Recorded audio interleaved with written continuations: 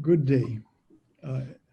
Our topic is what does Black Lives Matter mean for Canada, the Caribbean, and the rest of the world? First, a few points on Zoom procedure and etiquette. Please use the Q&A box for questions. We'll try to field them with the help of Dr. Christopher Curry and Dr. Vijaya Peramul of the University of Bahamas. And we shall take the questions at the end after the speakers have given their presentations. This Zoom webinar is oversubscribed, and a YouTube link will be made available for people to view the recorded Zoom meeting.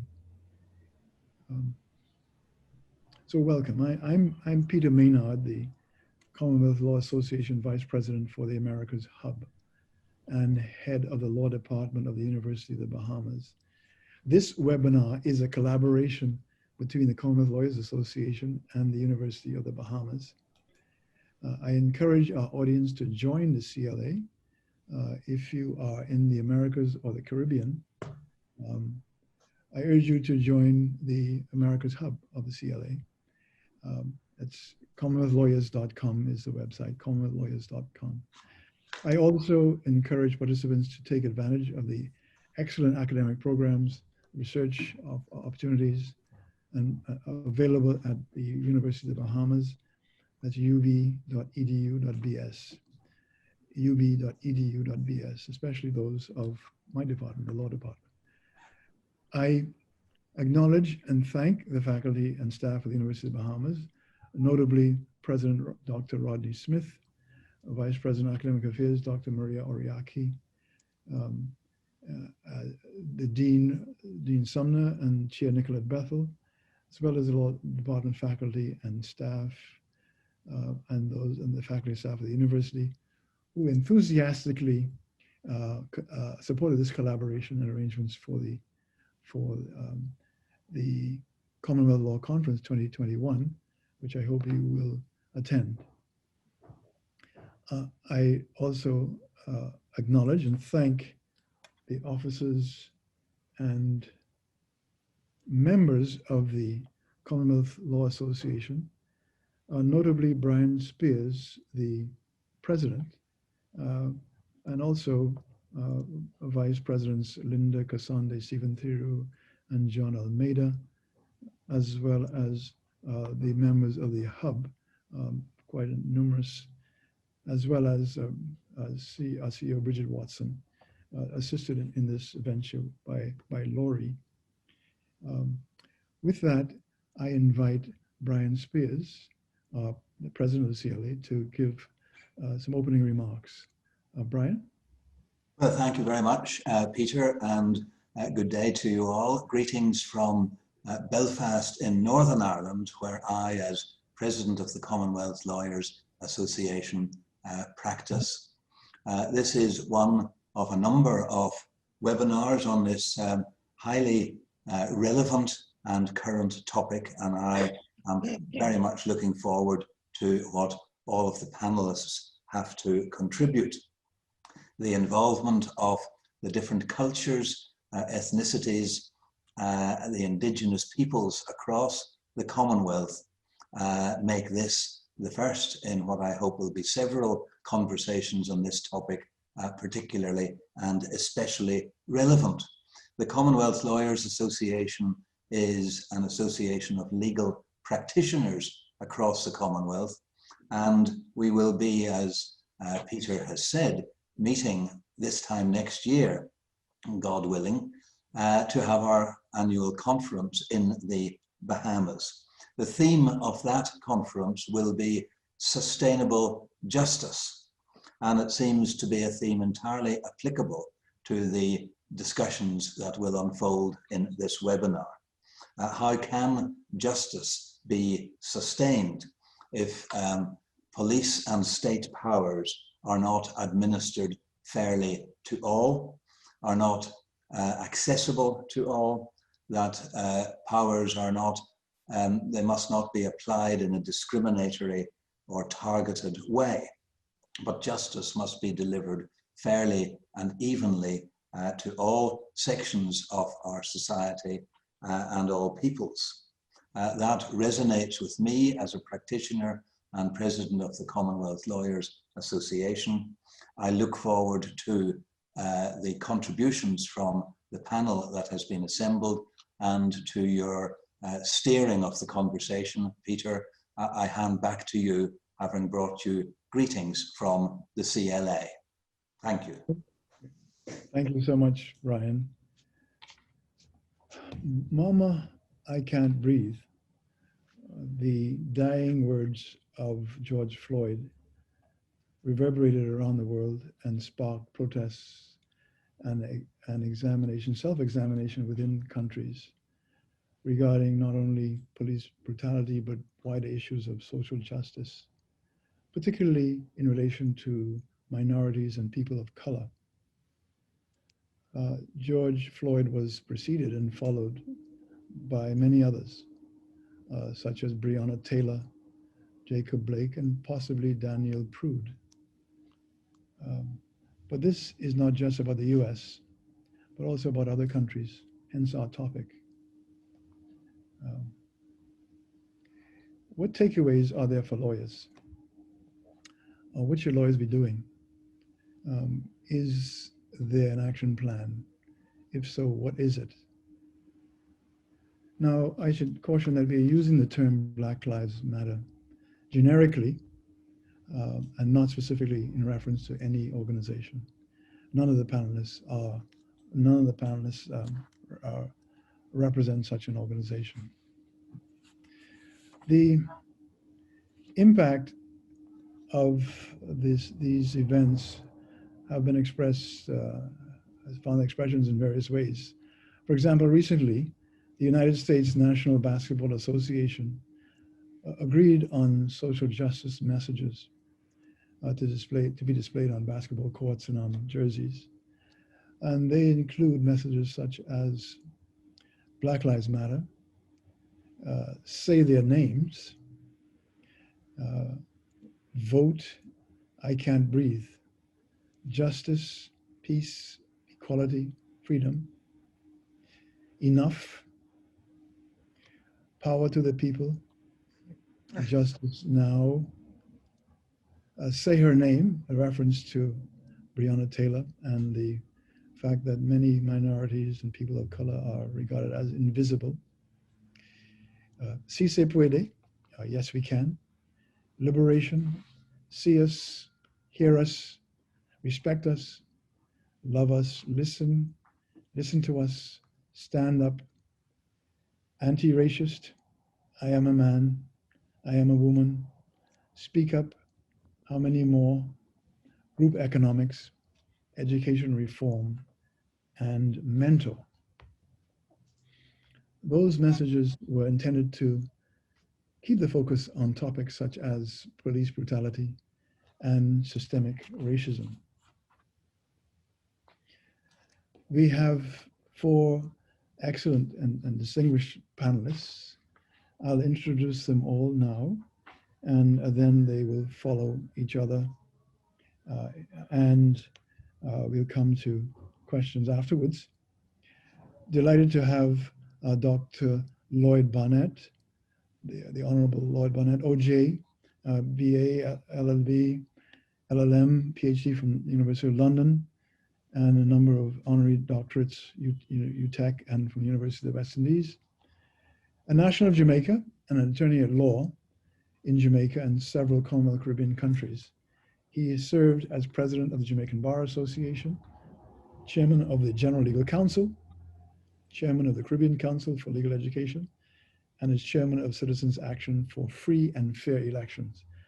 I had the honor of serving with him as when he was deputy chair of the Regional Judicial and Legal Service Commission at the Caribbean Court of Justice, a post which I subsequently held. I wrote a tribute to him. I haven't seen the final copy of it, but his achievements are extraordinary. So delighted to have Dr. Barnett with us. Zilla Jones is a criminal defense lawyer and proprietor of her own firm, Jones Law Office in Winnipeg, Manitoba, Canada, and has appeared at all levels of court in Manitoba and the Supreme Court of Canada. She's active in numerous community organizations, including the Executive Board of the John Howard Society of Manitoba and the Board of the John Howard Society of Canada, and the Equality Issues section of the Manitoba Bar Association. She specializes in challenging abuse of police authority at disciplinary hearings and public inquests. In her spare time, she is a published author, having won several writing contests, and she's currently navigating the world of mothering and working during a pandemic. Welcome, Zilla. Then she'll be followed by Jewel Amoah, a Trinidadian Canadian human rights lawyer, academic and activist. She's been engaged in grassroots and community-based human rights work in Namibia, Malawi, Sierra Leone, and Toronto. These contexts have provided an opportunity to apply and expand her academic analysis of intersectionality and its impact on the attainment of equitable outcomes on the basis of race, gender, gender identity, and disability identities, amongst others. She's a graduate of McMaster University, the University of Ottawa, and the University of Cape Town. She previously lectured at the University of the West Indies, Trinidad, and is currently the Human Rights and the Equity Advisor with the Halton District School Board in Ontario, Canada. And then Charlene Theodore, she is an experienced lawyer, held in high esteem by both her clients and fellow lawyers for her ability to find practical solutions to complex legal issues.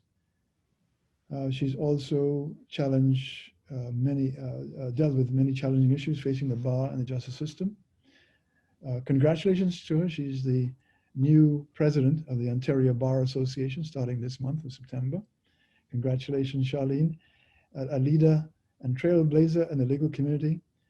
She's served as director of both, of the Canadian Association of Black Lawyers, and she began her term becoming, in the Ontario Bar Association, becoming only the 10th woman and the first Black lawyer to lead that organization since its founding in 1907.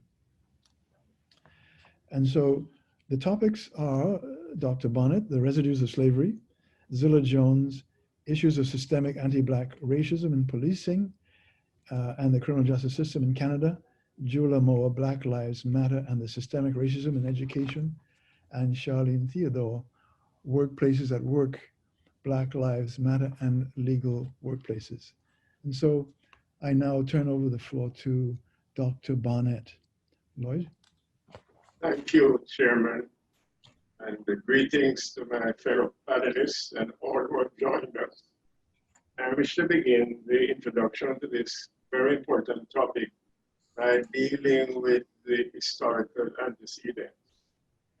The European exploration and exploitation of the Western world began more than 5 centuries ago and led to the establishment of sugar and cotton plantations, which required large quantities of manual labor. This need was supplied through the slave trade, which involved the capture and transportation of large numbers of Black Africans bound in the filthy holds of ships across the Middle Passage. The captured were sold as slaves, being incidents of property, just as were the cattle and the horses. Accordingly, very strangely, Black lives mattered because they were valuable property. However, their enslavement could only be justified by treating them as chattel and not as human beings. The abolition of slavery meant that their economic value was removed. There was no corresponding recognition, however, of the inherent value as human beings of the ex-slaves. The white slave owners retained economic and political power and resisted all proposals for amelioration and improvement in the economic and social conditions of the freed slaves. So when the freed slaves in Jamaica marched in demand of justice and sought to assert that Black Lives Matter, they were imprisoned and executed. The governor exulted that the retribution which was meted out to the rebellious slaves had been prompt and so terrible that it is never likely to be forgotten. And that echoes some of the things which we hear today. The religious justification and excuse for slavery and the subsequent marginalization of the freed slaves was based on categorizing them as heretics. The governors, after the repressive measures which were adopted, justified those measures because, as he wrote to the colonial office, the Negro is a creature of impulse and imitation, easily misled, very excitable, and a perfect fiend when under the influence of an excitement which stirs up all the evil passion of a race, little removed in many respects from absolute savages. In the Caribbean, the white majority ignored the protest and resisted any means for social and economic reform or the amelioration of the conditions of the free persons. It was not until the 1930s that it was fully recognized and conceded that the means for improvement could only be achieved through the power of the vote. In the Caribbean, therefore, universal adult suffrage was demanded and eventually conceded. The progress to the acceptance of the inherent human dignity of every human being, irrespective of race, creed, or color, was achieved through the march to the polling station and not a march to Capitol Hill or Government House.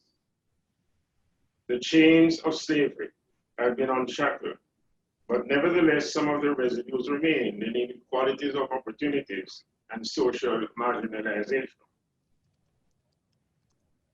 But the dismantling of that structure is in the hands of a reforming majority. Now, Commonwealth Caribbean constitutions specifically declare the inherent dignity of human beings and prohibit discrimination on the basis of race or color. And what I think this history demonstrates is that where the power of the vote is used, it can be employed to make Black Lives Matter. Even where there's no Black majority, the vote of Black members of many nations, states, provinces, parishes, still have great potential to influence the results and to ensure the election of those who consider that Black Lives Matter. And so this history, I submit, teaches us that Black lives will matter when those who accept its wisdom and justice march to the polling stations and cast their ballots. And so I conclude my observations with that. Thank you, Lloyd. You described the heinous treatment historically of Black people. Also, the dignity of human beings not being respected, and indeed the prohibition within our constitutions. And so, what sort of reforms should be implemented in your view to ensure that Black Lives Matter? The reforms should be directed at ensuring equal justice. Certainly that's something which, even in the Caribbean, which has now had universal suffrage for decades, the question of police brutality is an everyday problem. And that brutality, as in other societies and communities, is played out on those who are at the margins of society, the poor and the depressed. And so that the major reform, which will make all lives matter, is the reform of the justice system and the way in which power is exercised. Indeed, thank you. Indeed, Black Lives Matter because all lives matter. Now I turn it over to Zilla. Zilla Jones. You now have the floor. Zilla. Thank you very much. Thank you everyone for being here with us across the continent and the world. I live and work in Canada, and I'm on Treaty 1 land and the home of the Métis Nation here in Winnipeg. And I am speaking today about what Black Lives Matter means for the criminal justice system.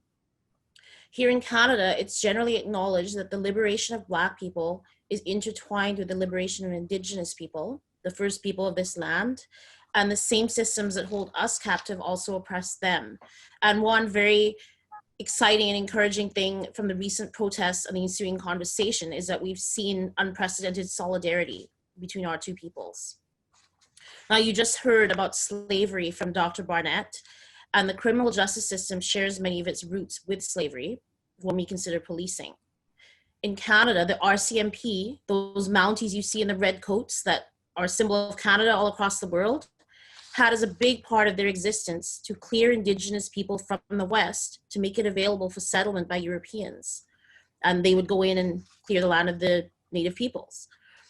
The criminal justice system was used to ban Indigenous ceremonies and punish Indigenous people who did not send their children to European-run residential schools or if they left their reserves without permission. In both Canada and the US, policing of Black people began where slavery ended. The rapper KRS-One famously compared overseers on the slave plantations to police officers. He said, "The overseer had the right to get ill, and if you fought back, the overseer had the right to kill. The officer has the right to arrest, and if you fight back, they put a hole in your chest." And he said that some 20 plus years ago. There has been growing recognition in Canada as well as in the US that the practice of carding or street checks has a hugely disproportionate impact upon Black people, in that police detain Black people for random questioning and improper purposes at much higher rates than others. And the same is true of Indigenous people in Canada as well. And this reminds us of the practice during slavery of checking if Black people traveling on the roads had passes, allowing them to be absent from their plantations. Now we check ID. Now I want to talk about what we as Black lawyers can do about the situation that we're in, where policing is so disproportionately impacting our community. And what can we do to affect change? So one thing we need to do is hold the police accountable. The mechanisms that do that currently are not very strong. They differ in different states and provinces and regions of Canada. But where I am, they're dealt with by the IIU, which is the Independent Investigation Unit, which deals with police shootings or use of force. There is the LIRA, the Law Enforcement Review Agency, which deals with less serious complaints about abuse of authority by police. And then the RCMP has their own complaints system as well. And each police force will have their own mechanism.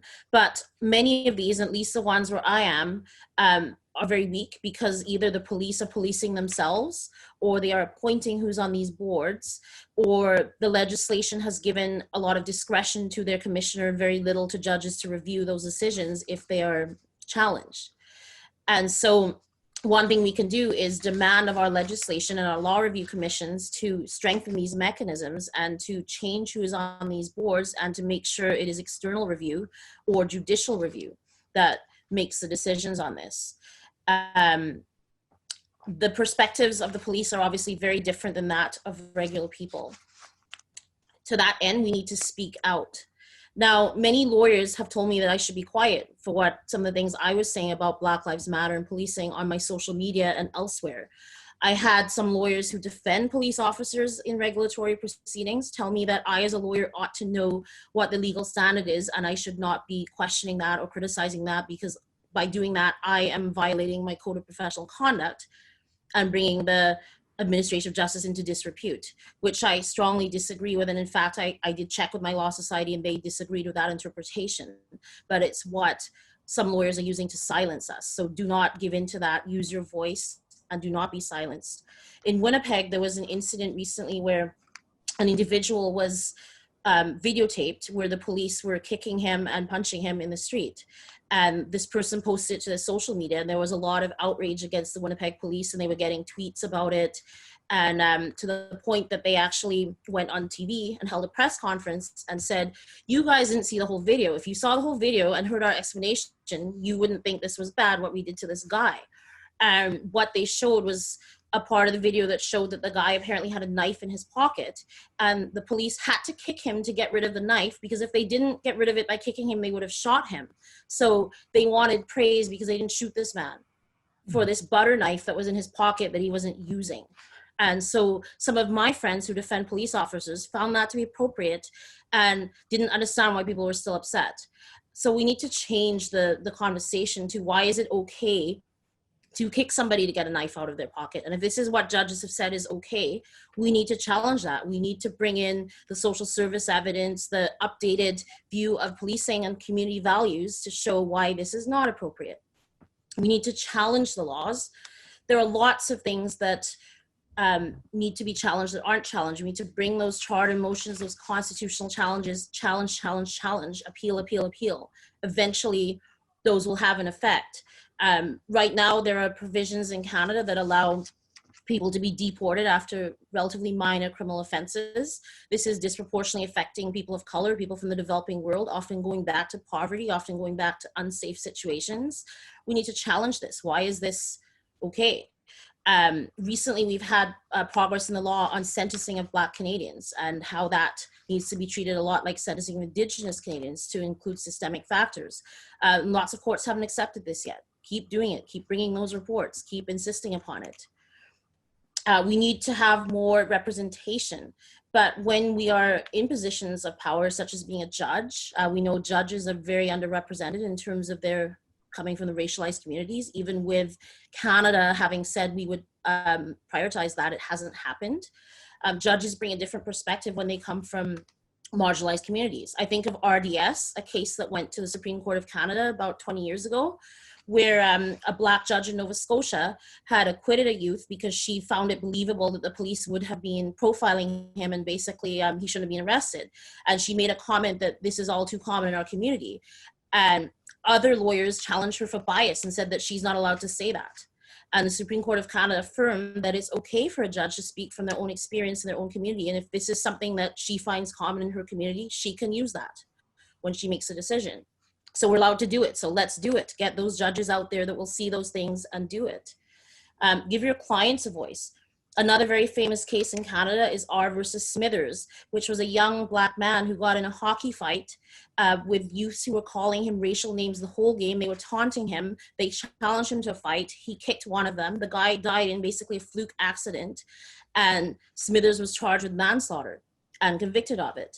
And through that whole process, it was never brought up really that this happened as a result of racial provocation and taunting.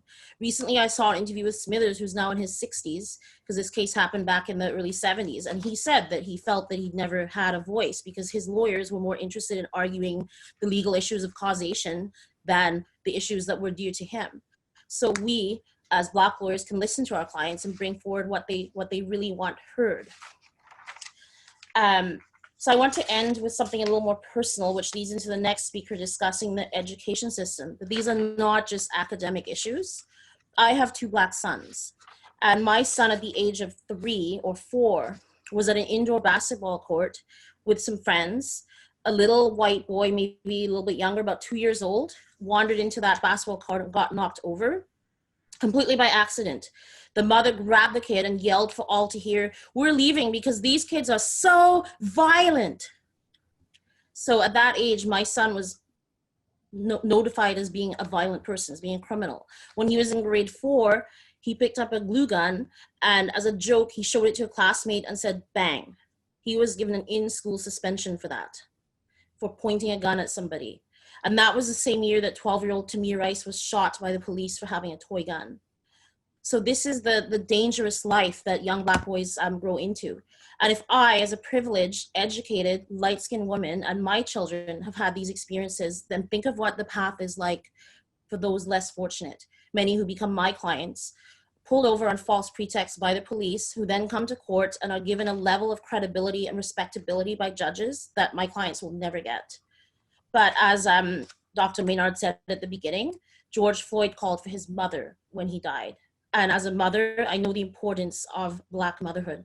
We have a sacred duty to make the world safer for our sons, to ensure that their lives matter, to say their names, the names that we've given them. Defunding the police and holding them accountable must be our goal. And into this void, we plunge with hope and faith. Thank you. Thank you, Zilla. You should take a look at Zilla's Facebook posts. That's what came to my attention.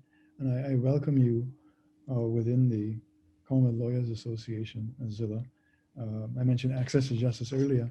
Hopefully you will help us with that and participate in that. Thank you so much.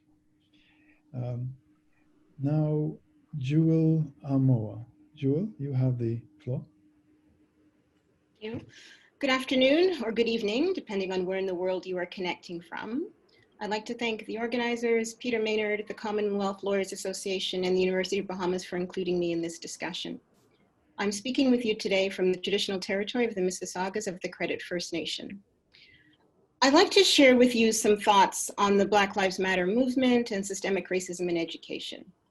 And thank you, Zilla, for setting up the conversation for me so nicely and connecting it to your bit as well.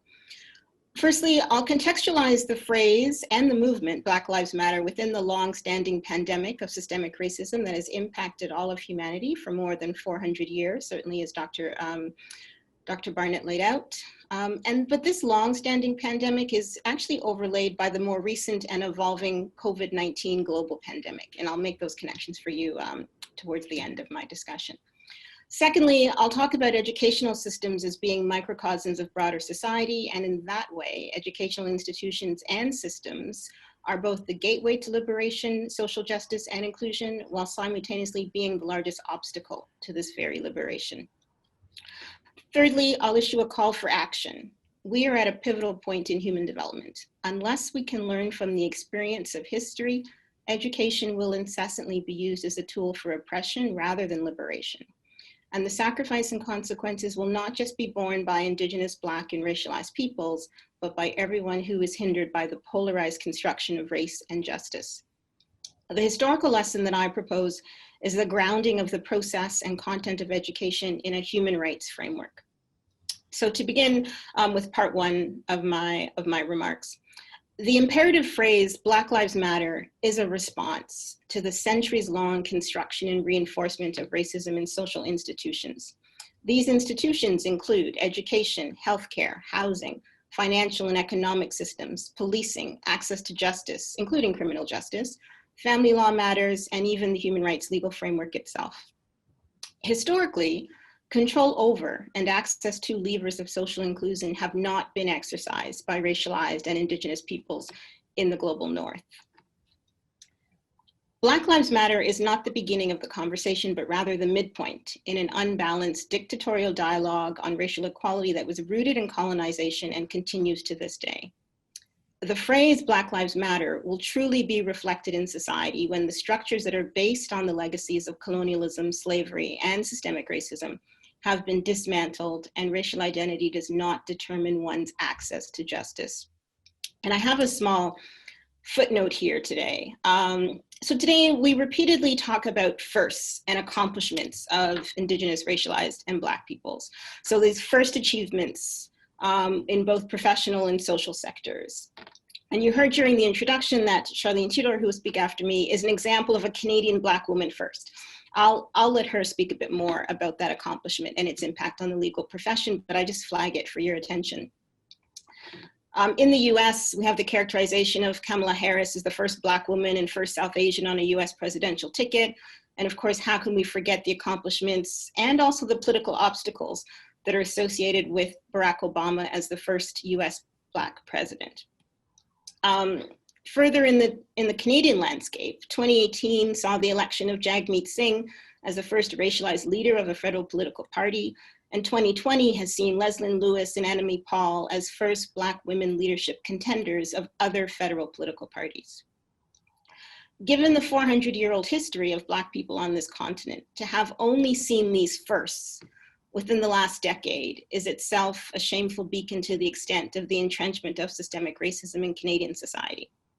And we still await, and this is a point that Zilla made as well, so we still await the first Indigenous Black or racialized Prime Minister, or even the first Indigenous Black or racialized Justice of the Supreme Court of Canada. So as much as we celebrate those first, there is still very much a very long way to go. In the context of Canada and the Caribbean, the area of focus for today's discussion, and in consideration of the Commonwealth, historical association that binds countries in these geographical areas, a discussion of Black Lives Matter cannot be extracted from the broader influences of racism, colonization, and Indigenous genocide, which are inseparable from any reference to the Commonwealth itself. The name Commonwealth means common good, and whatever was envisioned when this entity was formed, it excluded the racialized and Indigenous bodies and their homelands, the exploitation of which were the foundation of the Commonwealth itself.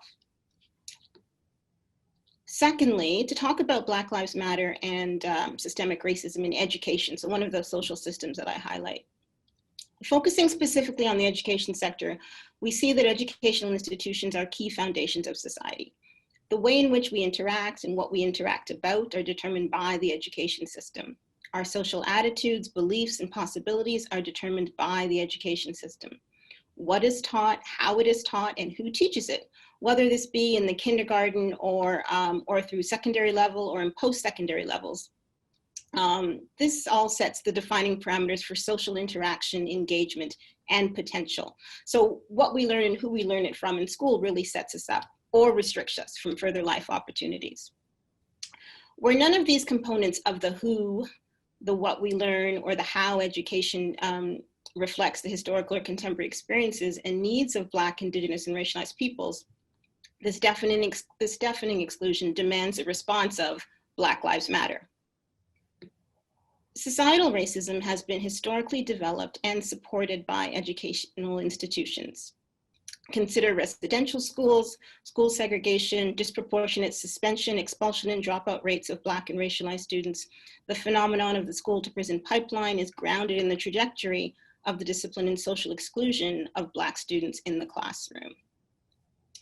Further, to bring this very localized to the Ontario perspective, so those of you might know that further details of on data related to the contemporary occurrences of suspension and disproportionate suspension in education were outlined in a 2019-2020 report into the Peel District School Board, which is the second largest school board in the country. And by virtue of being the second largest, it's perhaps one of the most diverse boards in the country, at least student body-wise, but the same degree of diversity is not reflected in the staff. And so that created some obvious problems and tensions in terms of how students were being treated in the school.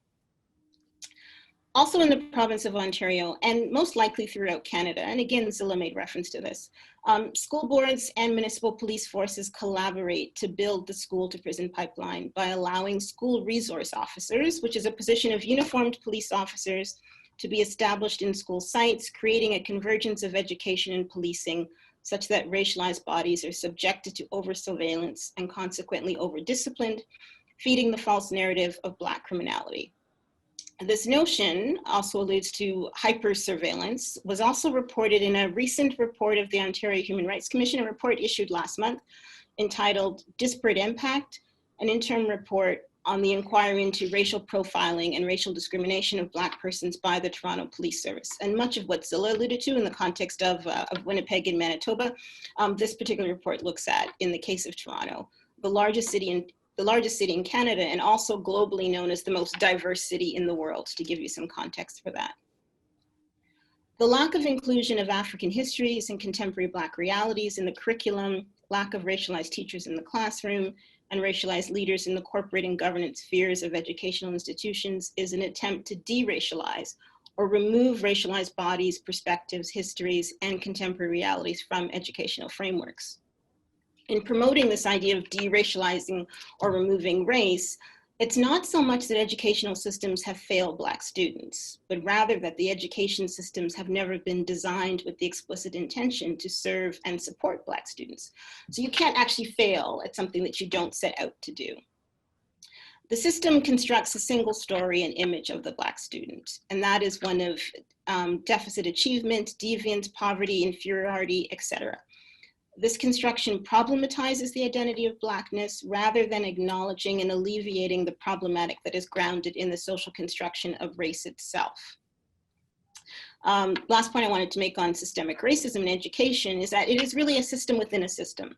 So both with the objective of maintaining hierarchies and exclusions on the basis of race. The full impact of systemic racism can be seen in the self-identification census data that school boards will be required to collect and report on in the next couple years. Disaggregation of this data will present fulsome insights into streaming student success. So where you have student identity data, which gives us a sharper profile as to who the students are. It'll also, look at profiles of who is being suspended and for how long and for what reason. And so you're able to then, triangulate identity data with discipline data. The education systems will not themselves lead to liberation. What is required is a radical and revolutionary focus on principles, simple principles of justice and equality, and the human rights framework. So this brings me to the third and last component of my discussion, the human rights framework. I propose that what is missing in these social systems that support and perpetuate racism is a substantive engagement with the human rights legal framework. It is true that historically the law was a tool to support and reinforce systems of oppression, such as slavery and colonization, but this interpretation and application of the law functioned as a sword to leverage power of the dominant rather than a shield to protect the vulnerable. The law is most impactful as a tool for justice and liberation and defense against tyranny and oppression. The response to systemic racism is structural inclusion in a social and moral goal of justice, rather than the divisive, narrow objective of differentiation. And I propose that it's only in centering collective humanity that distinctions of race and hierarchies will lose impact. In this regard, Article 1 of the Universal Declaration of Human Rights is most instructive. And Article 1 reads, all human beings are born free and equal in dignity and rights. They are endowed with reason and conscience and should act towards one another in a spirit of brotherhood. The response Black Lives Matter is a reminder that this ideal of free and equal dignity and rights is not reflected in contemporary education systems. Thus, these systems must be rebuilt with these universal ideals of equality and dignity in mind. Moreover, these systems must be built with a collaborative spirit of brotherhood and inclusion in the context of rebuilding systems. When we talk about rebuilding, I'm reminded of American poet Audre Lorde and her famous quote, the master's tools will never dismantle the master's house. So systemic racism cannot be addressed through a framework of race, but only through a human rights framework of justice. Those advocating Black Lives Matter recognize that we cannot disrupt our oppression using the logic that justifies our oppression.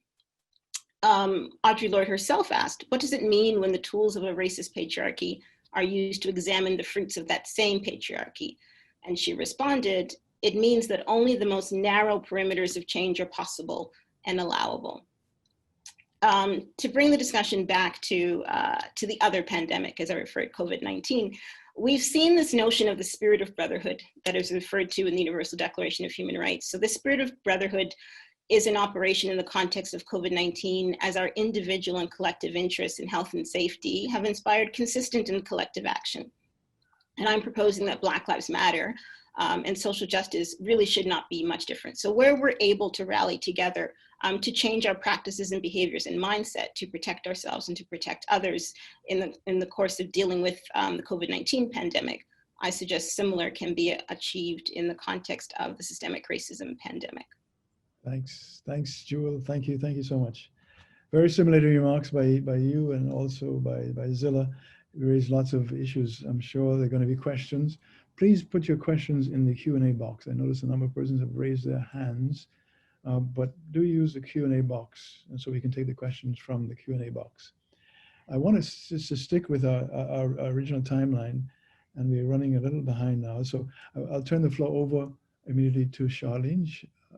Charlene, you now have the floor. Charlene Theodore. Thank you so much, and thank you all for having me here today.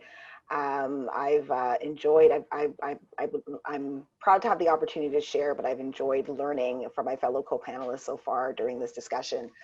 I am coming to you from Toronto, Ontario, Canada.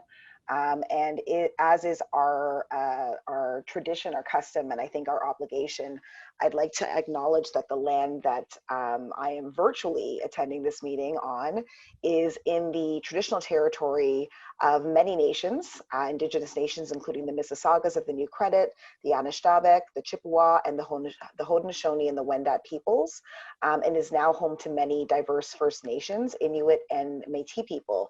I'd like to acknowledge that this same land is also home now to a diverse community of Caribbean people, given that that is the area geographically, one of the areas geographically we're examining today. And I myself, from my own family background, am the first of the first generation to be born in Toronto from my parents that came to Canada from St. Lucia. So what I'd like to chat with you a little bit about today, as Jewel mentioned, I am the president of the Ontario Bar Association. I'd like to talk to you about the significance of that and the significance that lawyers can play in this time of global reckoning over inequality generally and anti-Black racism specifically. I'm a workplace lawyer, and so I do want to talk a little bit about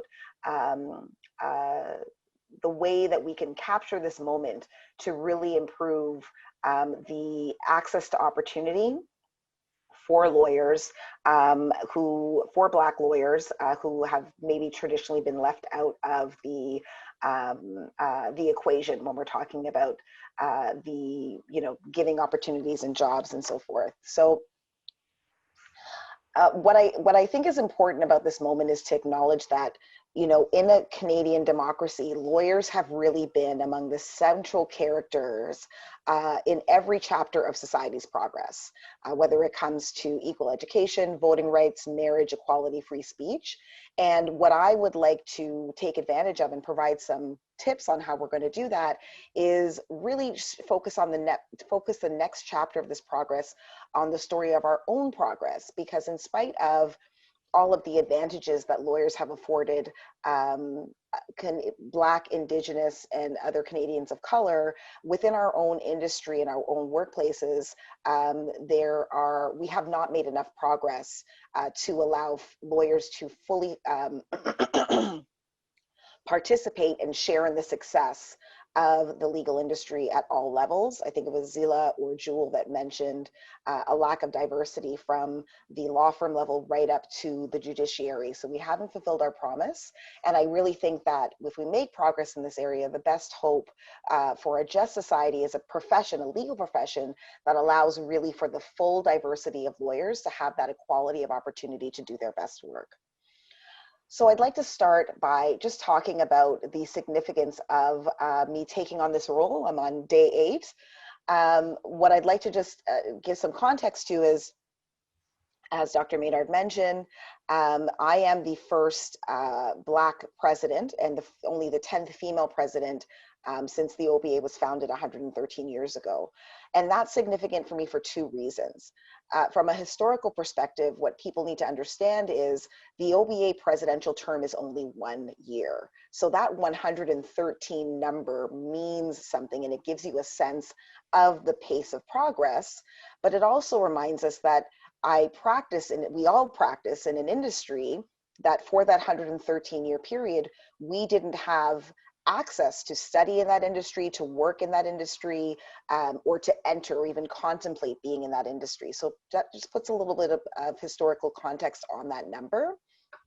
And on the, from a personal level, again, as I said, we're in a global time of reckoning. There's no way I could have predicted that we would be in this time, that the things that I have long been passionate about would be these discussions with regards to anti-Black racism would be really taking over boardrooms, law firms, government legal departments really by force because of global events. And I think it is a coincidence that comes with a responsibility that I don't intend to ignore, and really an opportunity and a momentum that I really want to take advantage of. So I'd like to now talk about two OBA initiatives that we're starting that deals with some of the things I was alluding to with regards to kind of getting our own house in order as a legal industry, and how that connects to a better justice system for all and more diverse lawyers in the justice system. And then I'd like to offer a few tips on if there is anyone in the audience that wants to be able to diversify their workplace, some kind of general tips for as a template that you can use for that going forward. So the two of the OBA initiatives I'm starting, one is called Not Another Decade, and the other one is called Work That Works. I'll start with the broader initiative, Not Another Decade. We are living in a time now where you can pick up a newspaper and look at some of the headlines, even that we've seen over the past summer that were mentioned by Peter and Zilla, where, we would not think that we are reading a headline from 2020. It could be something that's from 10, 20 years ago.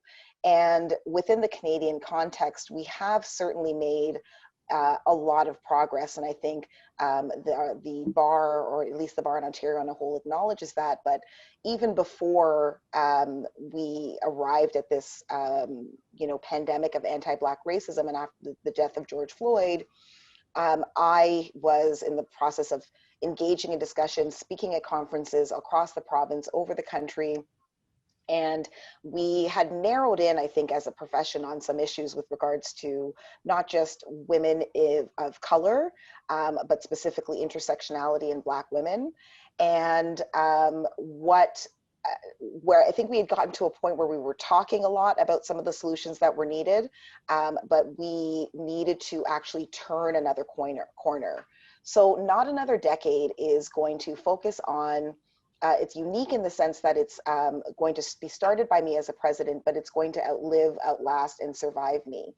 So what the OBA is going to do is 1 year, every year for the next 10 years, we're going to focus on one key marker that we really want to move the dial on with respect to the equality, representation and equality for Black and Indigenous people in the justice system. I think Zilla put it really well.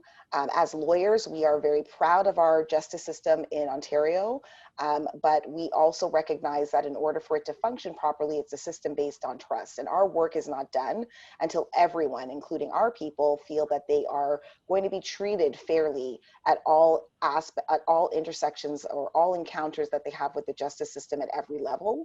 And no president can do that in 1 year. So we plan to roll that out this year and continue working on it until we actually see some substantial change. Now, with regards to workplaces, Work That Works is really something that I referred to earlier. We've come from a summer where, racism has been exposed to broader society in all its ugliness and shocking violence.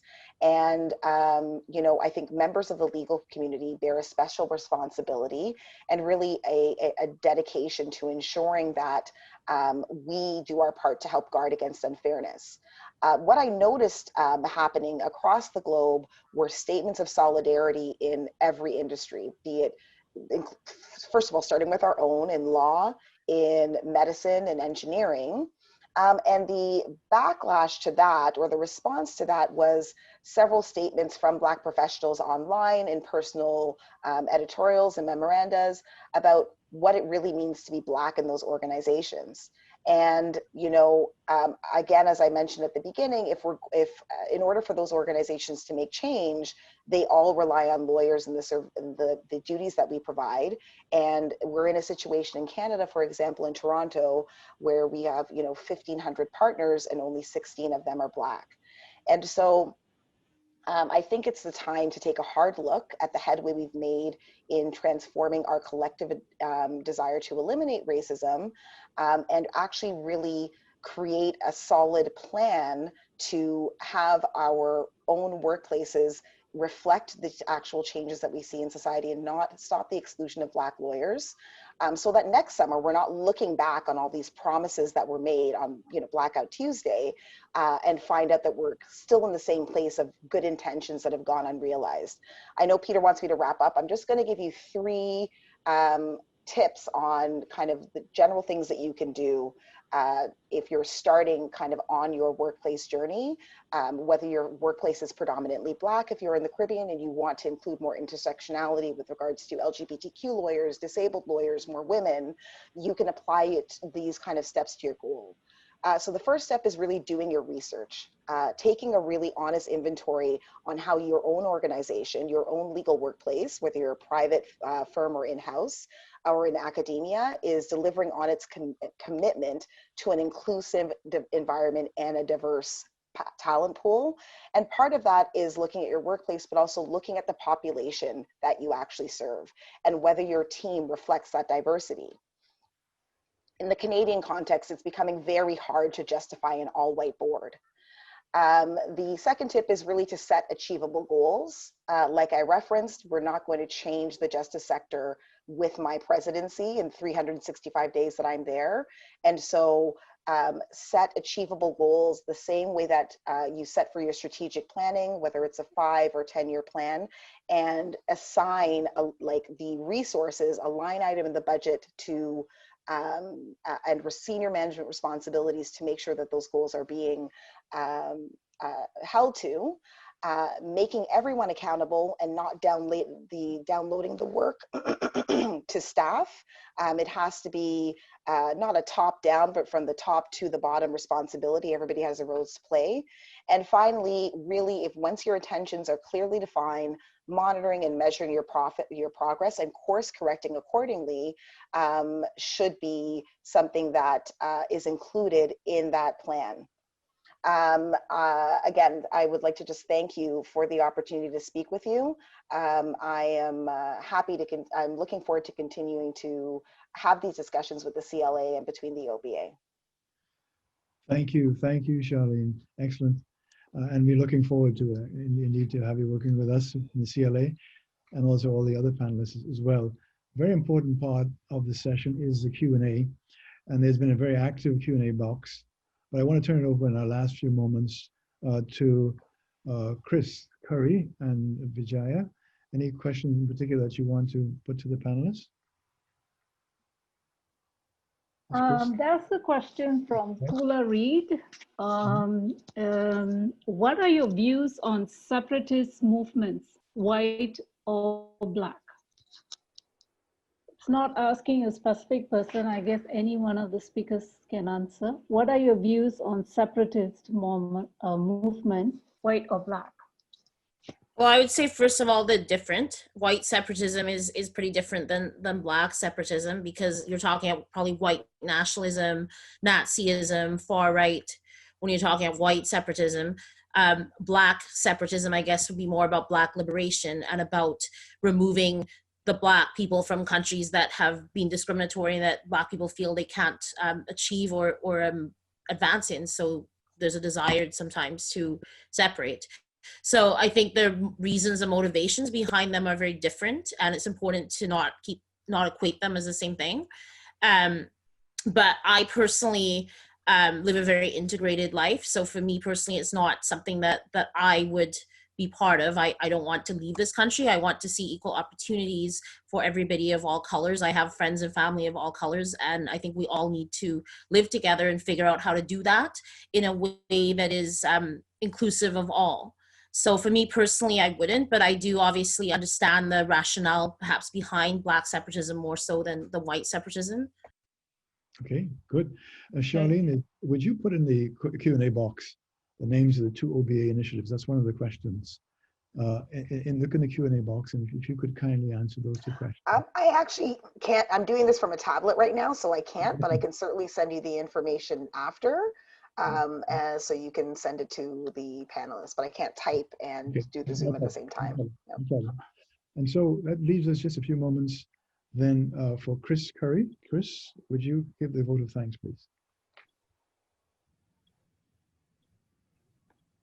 Is he there? No? Chris isn't there? Well, then it leaves it to me. It's really been a very similar discussion. We had them. So I had my mic off. I was saying, sorry, Peter, I was saying there are two hands that were raised in the Q&A in the chat group, pardon me, Paul Malis and Deborah Thompson. I don't know if they're able to be unmuted so that they could address their questions to the panelists. We'd ask them to put it in the chat box if they could, in the Q&A box. And they've lowered their hands now, and we're also out of time, unfortunately.